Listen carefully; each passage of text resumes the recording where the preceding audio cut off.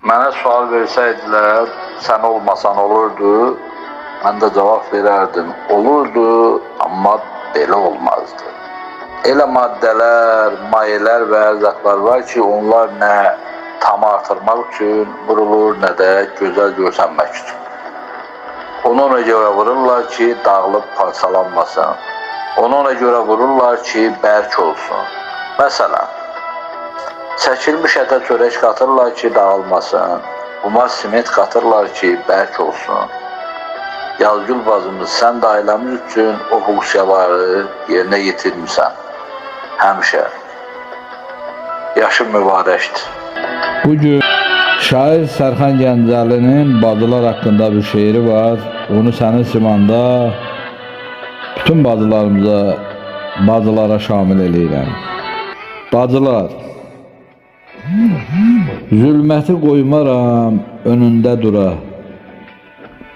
Mən onun yolunda dönərəm nura. Həyatda hər zaman anadan sonra ana tək insana yanar bacılar. Nə vaxtsa çətinə düşəndə başın, dərdini bölməyə odur sirdaşın.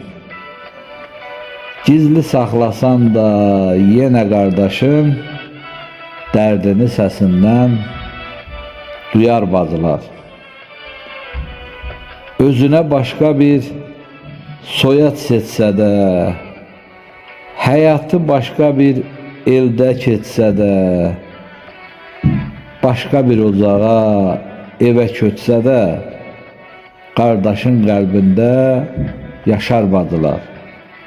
Əzizlər övladı, sevər yoldaşı, laf neçə olursa qoy olsun yaşı, çətinə düşəndə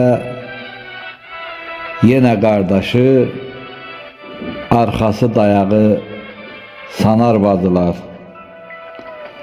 Evimiz nur saçar bacım gələndə, qardaş da sevinər bacı güləndə. Amma ki nə vaxtsa qardaş öləndə, qara tellərini yolar bacılar. Amma ki nə vaxtsa qardaş öləndə, qara tellərini yolar bacılar. Allah bizlərə, qardaşlara həmişə sevinç bəxş eləsin. Bacılar da heç vaxt qara tellərin